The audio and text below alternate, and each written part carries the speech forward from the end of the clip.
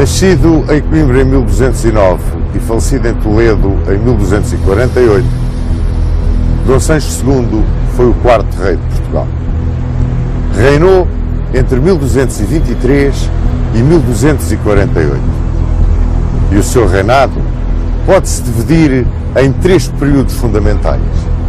Um período de grande luta com o clero, um período de grandes conquistas militares, alargando o território português, e um terceiro período de derrota contra o clero, a nobreza e praticamente o povo. Viu-se sozinho. Não foi um rei feliz. Acabou por ser deposto, por vontade da Igreja e pelo próprio irmão. Soube, no entanto, encarar o seu final com uma extraordinária dignidade. Teve os seus fiéis, que junto dele se mantiveram até ao fim. Foi, ao cabo e ao resto, um grande conquistador, mas um fraco governante.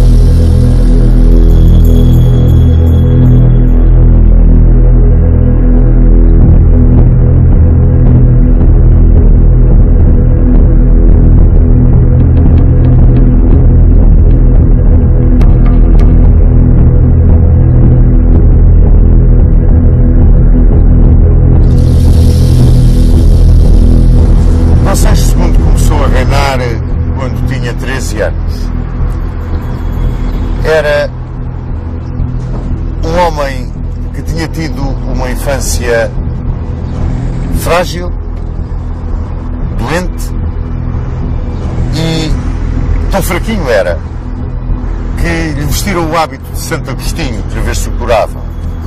Daí de ter ficado o cognome do Capelo. E tão fraco era, tão doente era, com tão pouca vida parecia, que seu pai, Dom Afonso II, chegou a dispor as condições de sucessão ao trono para o filho segundo, o infante Dom Afonso. No início da sua vida como monarca, Dom Sancho II viveu sob a tutoria de três antigos ministros de seu pai: Mestre Vicente, Dom Pedro Anes e Dom Gonçalo Mendes. Logo aqui nesta tutoria, Dom Pedro Anes e Dom Gonçalo Mendes eram os representantes das grandes famílias que se degladiavam por essa mordomia que era chefiar a tutoria real. Todos eles estavam, no entanto, coartados pelas disposições que Roma tinham vindo para privilegiar e reparar os males feitos ao arcebispo de Braga, Dom Estevão Soares da Silva, paladino das lutas do clero português contra o rei. O povo, esse, vivia sempre amedrontado pela morte de lepra de Dom Afonso II, com o interdito, a excomunhão da Igreja em cima. Tudo isto, àquele povo de então, lhe fazia muita espécie. Dava à Igreja um poder ainda maior do que aquele que habitualmente tinha tido sobre as suas vidas. Os conselheiros de Dom Sancho II imediatamente entraram em diálogo com a Igreja. O arcebispo de Braga era, à altura, novamente um potentado. Tinha sido reparado de todos os gravames que lhe tinham feito, possuidor de imensas terras, senhor de grande prestígio, encabeçando o poder tradicional do clero, aceitou essa reunião que se fez com os representantes do monarca. Reuniram-se em Coimbra. Este acordo de Coimbra, que se materializava na chamada composição, tinha 10 pontos. Pontos que restringiam dramaticamente os poderes reais. O primeiro desses pontos obrigava o rei a impedir os gravames que se faziam ao clero na altura das colheitas. E as rendas só podiam ser cobradas nos lugares próprios. Mas, fundamentalmente, a aplicação da justiça era visada nesta composição. Os prelados teriam todo o direito de praticar a justiça nos territórios da Igreja e sobre os membros da Igreja. Fora deste âmbito, ficavam apenas aqueles crimes que se consideravam sobre a alçada do poder secular. Mas mesmo aí, os religiosos podiam pedir a intervenção dos prelados. Os bispos cobrariam as suas rendas. E ao poder civil ficava interdito interferir com os bens da Igreja, mesmo no caso da morte dos seus pastores. Restringiam-se desta forma os poderes régios, mas essas restrições iam mais além. As inquirições mandadas fazer por Dom Afonso II, numa tentativa de centralização de bens para o poder real, uma tentativa de centralização e afirmação do poder do trono, eram postas em causa nesta reunião de Coimbra. Os conselheiros do rei deitaram as mãos à cabeça.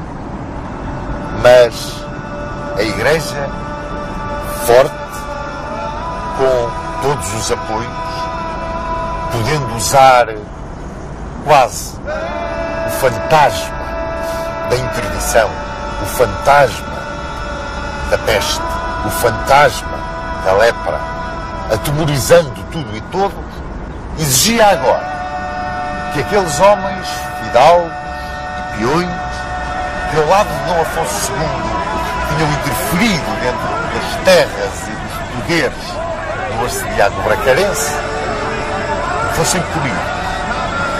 Em primeiro lugar, nessa punição, apareciam dois dos grandes amigos de Dom Afonso II, Pedro Garcia e Rodrigo. Dobrava-se o poder do trono diante do poder da Igreja. Não podemos dizer que começasse muito bem o seu reinado o jovem Dom Sancho.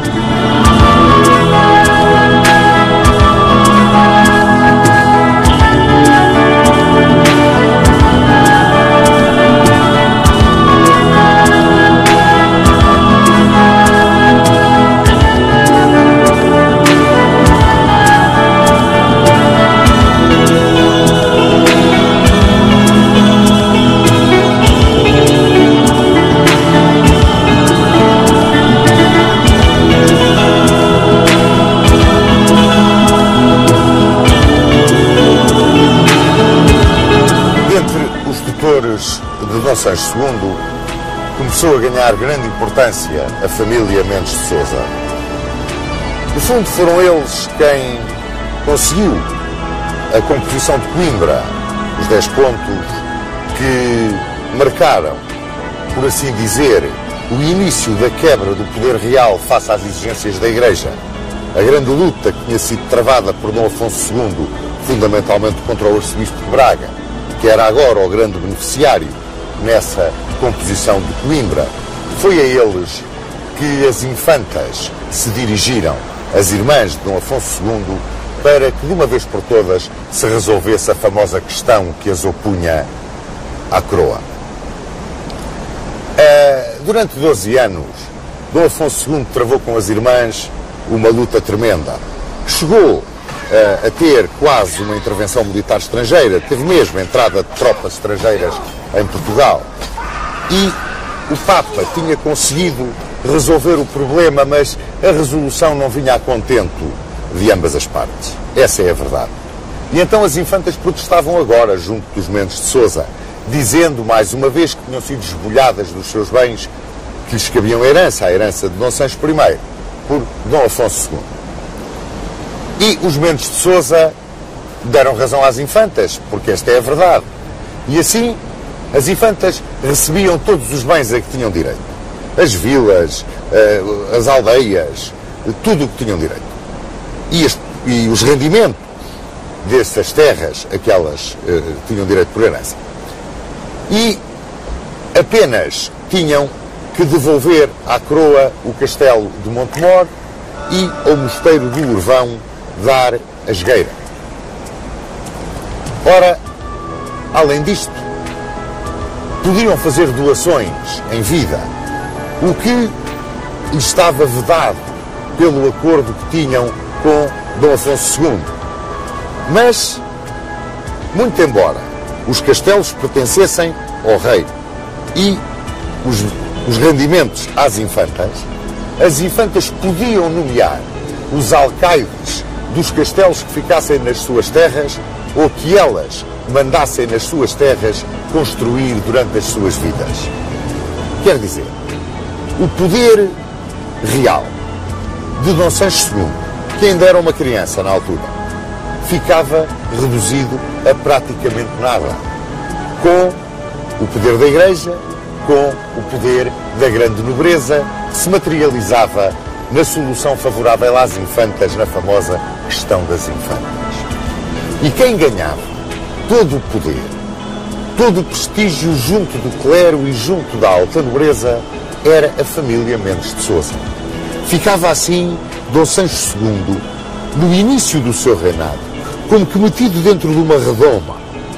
Ele nada decidia. Primeiro, porque era muito jovem. Segundo, porque os Mendes de Sousa tinham um tremendo poder. Eram, por assim dizer, eles os donos da política.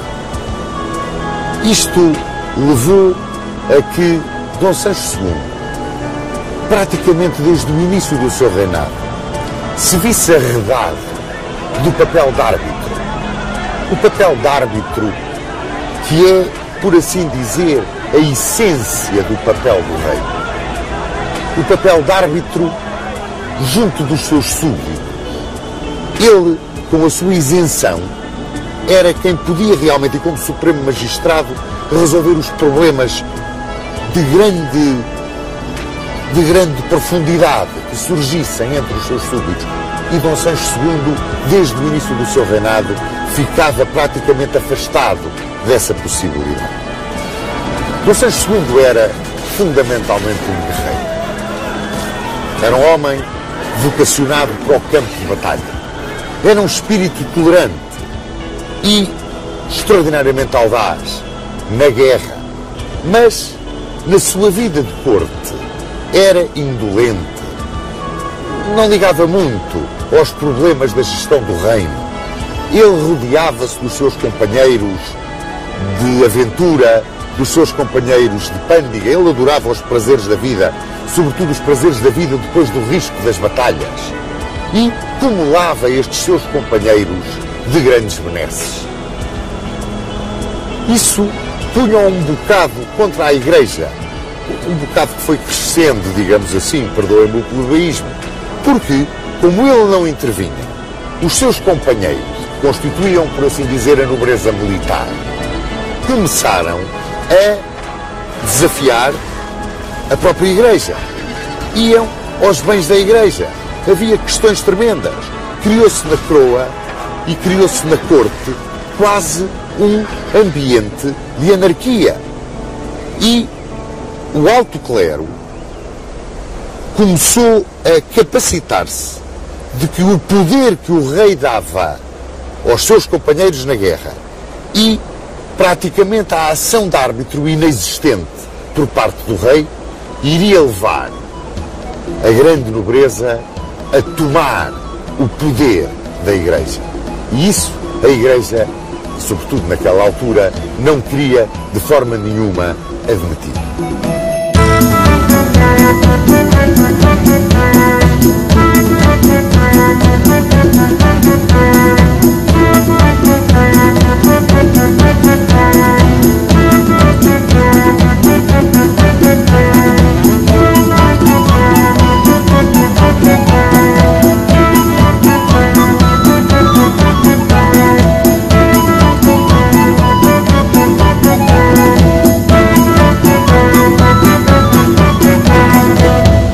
Houve um momento em que se começaram a fazer grandes pressões junto do Papa Gregório IX para que ele pusesse cobro, interviesse na situação que se vivia em Portugal. Mas Gregório IX só tinha olhos para cruzar. Todos os seus sentidos estavam apontados para a luta contra a Moirama. E aí Dom Sancho II e os seus cavaleiros eram uns verdadeiros ases. Ora, sucede que houve um insulto muito grande feito à Igreja. Dom Sancho II tinha um irmão, Dom Fernando, o Infante de Serpa. E havia um litígio entre Sancho Gomes e João, o Deão da Sé de Lisboa, por causa de qual dos dois devia ocupar a prelazia da cidade de Lisboa, ser o bispo de Lisboa. E o Infante de Serpa tomou partido por Sancho Gomes e foi com os seus cavaleiros a Lisboa e violou a sede de Lisboa. Destruiu os bens do Deão João, que era muito querido em Roma, e porque os seus cavaleiros não quiseram entrar com ele na Sé, ele regimentou os mouros da moraria ali cerca da Sé e com eles entrou na Sé. E dizem que chegaram inclusivamente a macular as hóstias que estavam no sacrário. Isto originou um escândalo tremendo. E este escândalo chegou a Roma. Chegou a Roma e o Papa, porque Dom Sancho II nada tinha feito, mandou-lhe uma tremenda reprimenda e exigiu uma reparação ao insultar. E exigiu que o Infante de Serpa fosse a Roma para se humilhar e pedir perdão. E Dom Sancho II tudo aceitou. O irmão foi a Roma, foi severamente punido, a punição foi tremenda, e Dom Sancho II perdeu, com esta sua atitude de se humilhar, um bocado do apoio de certa nobreza militar que sempre o tinha acompanhado. Dom Sancho II tinha um irmão segundo ao gênero, o Infante Dom Afonso, que tinha ido para a França ao cuidado da rainha Dona Branca. E ali casou com a viúva de Filipe o Crespo, conde de Borgonha. Chamava-se esta viúva Dona Matilde. E ele, o Infante Dom Afonso, recebeu o título de Conde de Bolonha e ficou feudatário de Luís IX. E junto de Luís IX entrou na guerra com a Inglaterra de Henrique VI e portou-se brilhantemente na Batalha de Santos. Era um homem de uma cultura muito mais avançada do que aquela que tinha os seus pares em Portugal, porque vivia numa corte muito mais evoluída. E também, militarmente, não era manco nenhum. Era um ótimo guerreiro e tinha dado provas disso. Por essa razão, aqueles que se estavam a desgostar do comportamento, da apatia no exercício do ofício de reinar, que caracterizava Dom Sancho II, aqueles que se começaram a desgostar com essa atitude do rei, começaram a virar os olhos para o Conde de Bolonha, para o infante Dom Afonso, como uma possível solução para os problemas que atormentavam Portugal. Porque realmente, na corte vivia-se quase uma anarquia. Sucediam-se os duelos, alternavam-se os validos. Havia um que tinha um grande poder junto do rei. Era Martim Gil de Soverosa. Era um extraordinário cavaleiro, muito provavelmente a primeira espada de Portugal na altura. E esse homem acompanhava o rei para toda a parte.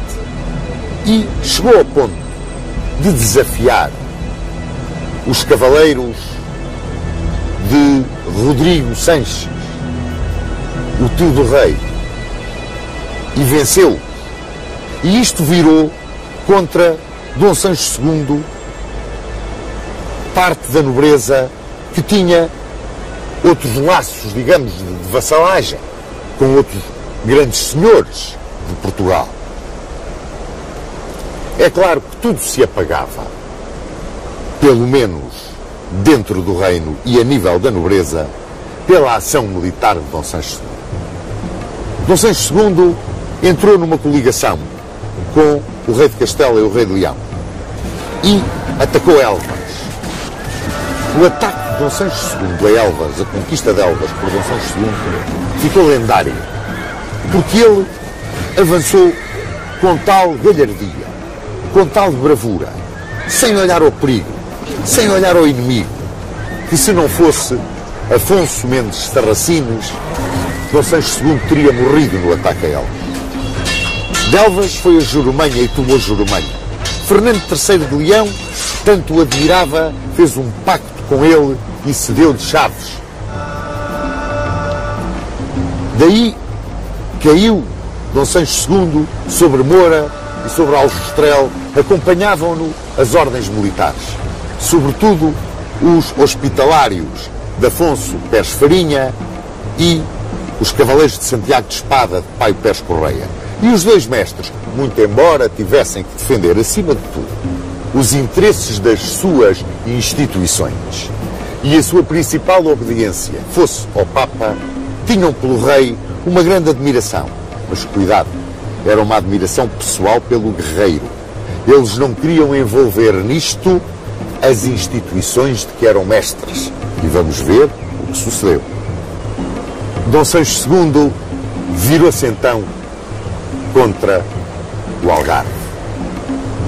Como os seus maiores, entrou no Alfagar e avançou sobre Mértola, conquistou Ayamonte, isolou os mouros algarvios dos mouros sevilhanos, avançou sobre Cacela e Tavira, que tomou.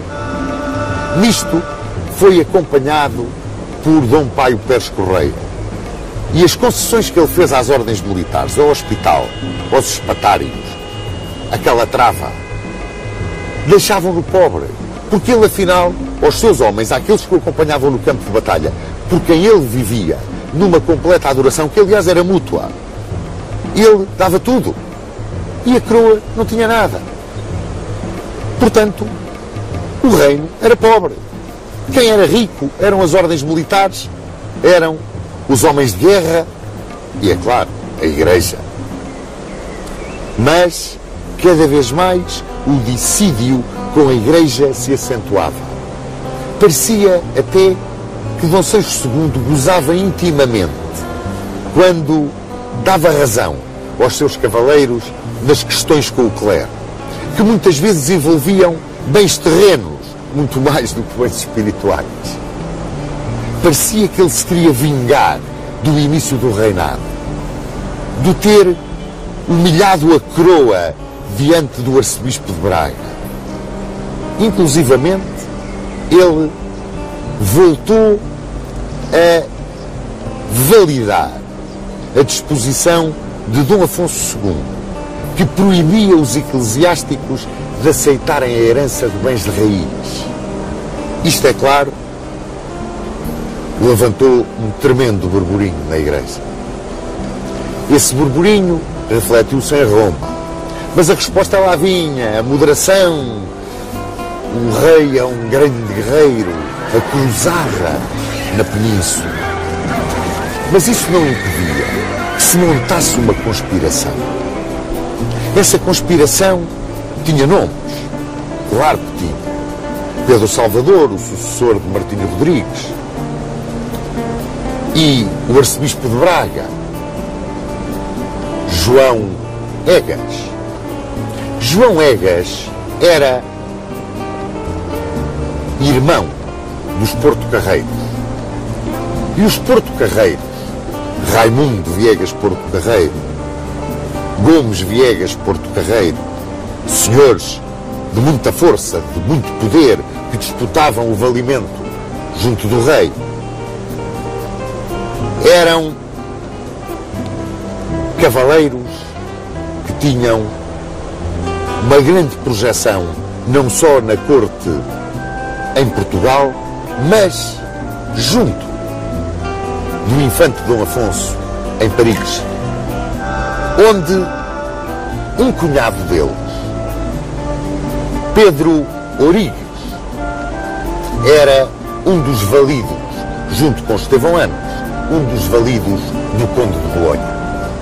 Odiavam profundamente Dom Sancho II. Aliás, muitos daqueles que acompanharam Dom Afonso para a França fizeram-no quase que expulso pelos tutores do monarca. Esses tutores do monarca que acabaram por ser todos vencidos pelos Mendes de Sousa. O primeiro a ser vencido pelos Mendes de Sousa foi Pedro Anos. E depois o próprio Mestre Vicente, os antigos ministros, os antigos conselheiros de Dom Afonso II. Pois começou-se a cozinhar uma conspiração em Paris. E o arcebispo de Braga era, nesta conspiração, o representante dos Porto-Carreiros. Ele que era um Porto-Carreiro. As coisas começaram a complicar-se a sério para Dom Sancho II quando ele se apaixonou por Dona Mécia Lopes de Haro. Dona Mécia Lopes de Haro era uma mulher linda e valente como as armas.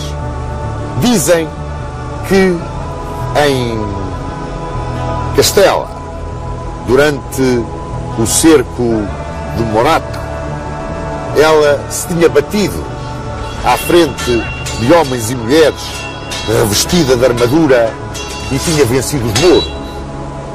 Era filha de Louco Dias de Haro, a quem chamavam o Cabeça Brava. E a mãe, Dona Urraca Afonso, era bastarda de Afonso IX de Leão. Pois esta Dona Mécia Lopes de Haro conquistou o coração de Dom Sancho II. E Dom Sancho II casou com ela contra a opinião expressa dos três braços da nação. Praticamente unânime, tirando uns quantos cavaleiros que o apoiavam nas suas aventuras e nas suas pândigas. Mas o povo acusava Dona Mécia de má mulher, de feiticeira. A nobreza acusava, e com razão, de bastardia. Uma bastarda nunca se poderia sentar no trono de Portugal. Não ligou a nada Dom Sancho II e casou. E ele, que tinha abdicado de ser árbitro, que não impunha a ordem na anarquia que ia na corte, virava agora contra ele as opiniões de muitos daqueles que o tinham apoiado, do povo que murmurava no início do seu reinado: o rei Dom Sancho anda a ser roubado. E a alta nobreza, novamente as tias, as infantas, condenaram este casamento. É claro, aproveitava-se a alta nobreza, aproveitava-se o clero, fundamentalmente o clero, desta situação, deste matrimónio pecaminoso, para jogar as suas cartas junto do Papa.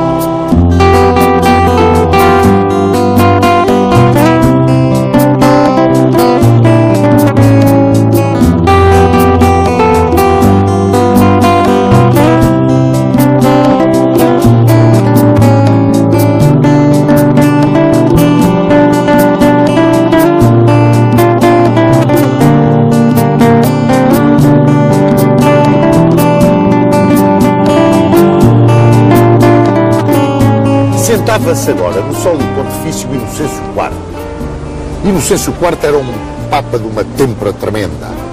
Basta dizer que excomungou o imperador da Alemanha. E para confirmar essa excomunhão, convocou um concílio em Leão, onde vivia. A esse concílio de Leão foram o arcebispo de Braga, João Egas e Gomes Viegas Porto Carrero. E levaram todas as queixas do clero português contra Dom Sancho II. Intrigaram, mexeram-se junto do Papa, junto da Cúria, que o rei não tinha força nenhuma, era um mole, era um homem que se deixava controlar pelos cavaleiros, pelos homens de guerra que traziam o país num estado de anarquia, não arbitrava conflitos, abdicava da função real, muito embora fosse um grande guerreiro. Mas como rei, e o que Portugal precisava era um rei que metesse na ordem todas aquelas situações de anarquia que ele, Dom Sancho, afinal de contas, acabava por ser o originador. E foram dizendo que o rei não tinha filhos, Dona Mécia Lopes de Haro era bastarda, era feiticeira, a voz do povo era feiticeira, e que, portanto, talvez fosse melhor o Conde de Bolonha, um homem tão ponderado, de tão grande cultura, tão bem casado, um homem que, afinal de contas, o Papa podia pôr em Portugal para curar o reino e para, afinal de contas, compensar o clero português de todos os insultos de que era vítima no cotidiano. Mas, para que a ida do bolonhês para Portugal não fosse assim um choque muito grande para aquela nobreza militar que ainda se mantinha à volta de Dom Sancho II, talvez que dar-lhe uma missão, quase uma representação papal por causa da cruzada, e junto do bolonhês, no famoso Pacto de Paris, o clero foi taxativo. Amparar a Igreja, favorecer os prelados, devolver os bens que tinham sido tirados, expoliados desde o tempo de Dom Afonso II, punir os insultadores, o termo era os insultadores do clero, tirar os bens aos excomungados e em todos os negócios públicos ouvir os bispos. Ou seja, o trono aos pés do báculo e o rei sentado no trono, se isso aceitasse. E Dom Afonso aceitou. E veio para Portugal como visitador e curador. Recebeu a alta nobreza e fundamentalmente o clero como um salvador, o homem que vinha por ordem na casa. E mais, numa altura em que o bispo de Coimbra, Tibúrcio, tinha publicado as queixas contra o rei e em que os cavaleiros partidários do rei tinham ido a Coimbra, tinham entrado na Sé, se tinham revestido dos paramentos do bispo e tinham dito uma missa. Isto era um sacrilégio. Além do mais, os partidários do rei eram sacrílegos. Já não chegava a estar casado com uma feiticeira e bastarda. E começaram as deserções. Deserções algumas vergonhosas. E quase todas tinham a mesma justificação. O valimento de Martim Gil de Sovrosa. Porque Martim Gil de Sovrosa era uma espécie do capitão daquelas, não só dos homens de guerra que se atiravam para a frente em todas as circunstâncias, mas depois daqueles que iam para a pândiga com o rei. Esta é a verdade. E começaram essas deserções. E começou-se a engrossar o partido do bolonhês. E chegou a altura das ordens militares tomarem partido. E eu disse-vos, os mestres tinham grande admiração pessoal pelo rei, mas o interesse da instituição estava acima de tudo. E o interesse da instituição estava com a Igreja e com a luta da Igreja, porque elas eram ordens militares, mas eram ordens religiosas. E disso talvez o rei se tenha esquecido, quando confiou na sua espada e talvez na grande força militar que tinha, que eram precisamente as ordens. E as ordens deram voz por Dom Afonso. Há até o caso curioso de Paio Pérez Correia, que estava em Espanha e que não interferiu quando Gonçalo Pérez, se não me engano, que era o comendador de Mértola, deu voz por Dom Afonso. Sucederam-se as traições, mas a pior de todas foi aquela que foi feita por Dona Mécia Lopes de Aro. Dona Mécia Lopes de Aro deixou-se raptar de Coimbra para Orém por Raimundo Porto Carreiro. E ali ficou em Orém, onde pactuou com os vencedores, retirando-se depois outra vez para o seu país, onde nunca abdicou do título de Rainha de Portugal. E esta traição de Dona Mécia Lopes de Aro desmoralizou, deitou completamente abaixo Dom Sancho II. Completamente abaixo, pô de rastros. Chegou para piorar ainda mais tudo. A bula de deposição de Dom Sancho II. Roma finalmente satisfazia a vontade do alto clero português. Deposto, quis recorrer à guerra civil. Mas tinha muito pouca gente com ele. E embora gente de grande valor, pediu o auxílio de Castela. E daqui, o infante Dom Afonso, com algumas lanças, entrou em Portugal para ajudar Dom Sancho II. Mas eram muito poucos. Foram vencidos, recolheram a Castela. E com eles veio o rei de posto. E com o rei de posto, 12 cavaleiros. Os últimos fiéis de Dom Sancho II.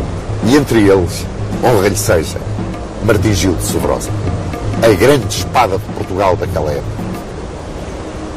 E vieram aqui para Toledo, onde nos encontramos. Aqui soube o rei do comportamento dos alcaides. A maioria dos alcaides deu voz por Dom Afonso. Mas o alcaide de Guimarães, o alcaide de Celurico, o alcaide de Faria, o alcaide de Óbidos e, fundamentalmente, o alcaide de Coimbra mantiveram-se fiéis. E esse alcaide de Coimbra, Martim de Freitas, fiel contra tudo e contra todos.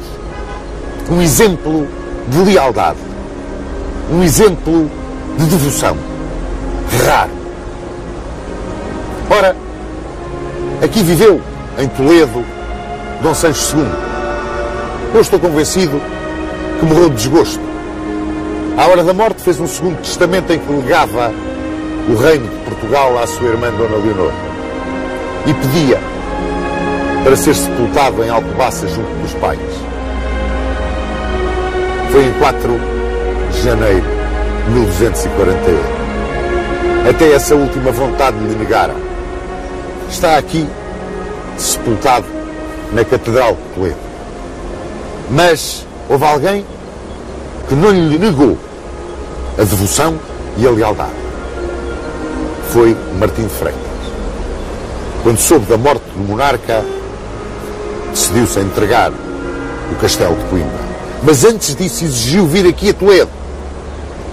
Mandou abrir o caixão do rei Capelo e nas mãos rígidas do cadáver depositou as chaves da cidade de Coimbra, que era a capital do reino.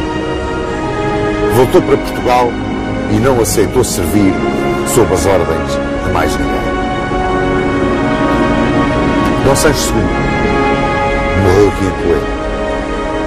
Foi um grande guerreiro, mas um fraco rei. Foi, talvez, o último grande cavaleiro português da Reconquista. Foi, na Reconquista cristã, o último que, na realidade, se bateu à frente dos seus homens. Se ele tivesse tido, na governação, a rara energia, a serena coragem que tinha em combate, teria sido um rei extraordinário. Mas não tinha. E abdicou sobretudo, meus amigos, dessa premissa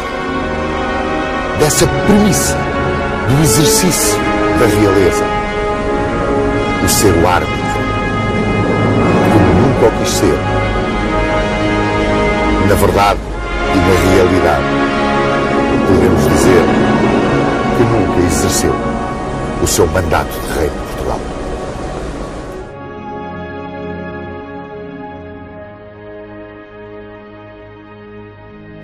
Na minha perspectiva, Dom Sancho II foi um extraordinário guerreiro. Talvez o último grande guerreiro da Reconquista Cristã. Mas não exerceu o ofício de reinar. Não foi o árbitro. E ao não ser o árbitro, abdicou do seu ofício de reinar. Eu gostava de saber a opinião do Sr. Dom Duarte acerca do guerreiro e do árbitro que o rei tem de ser.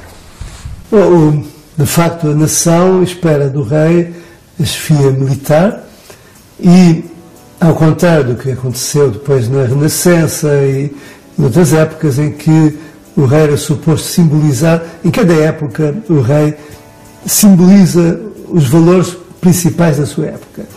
Por isso é que na Idade Média o símbolo do homem perfeito era o cavaleiro. Os cavaleiros do rei Artur, toda essa saga extraordinária, e o rei tinha que ser um guerreiro. Os que eram bons guerreiros tinham prestígio, os outros, como Dom Fernando, que foram mais fracos como guerreiros, depois perderam completamente o seu prestígio. De modo que realmente Dom Sancho II, no imaginário da sua época, realmente tinha um valor extraordinário. Agora não cumpriu a missão mais importante do rei, que é realmente a missão do árbitro. Vários historiadores militares consideram que o momento mais alto do reinado de Dom Sancho II é a opção estratégica do Val do Guadiana e, portanto, o isolamento dos mouros andaluzes, dos mouros algarvios. Não acha que, de certa maneira, Sr. Dom Duarte, isto vem mostrar que Dom Sancho II não era o fraco, o homem sem qualidade de decisão que tanto nos têm querido pintar?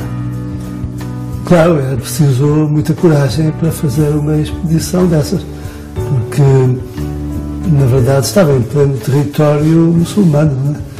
E o risco era muito grande. De facto, indubitavelmente, foi um ato muito corajoso. E, ao mesmo tempo, para se poder garantir a segurança do território português, é indispensável controlar aquela costa tão acessível, cheia de bons portos, que fazia face ao mundo islâmico, ao Magreb.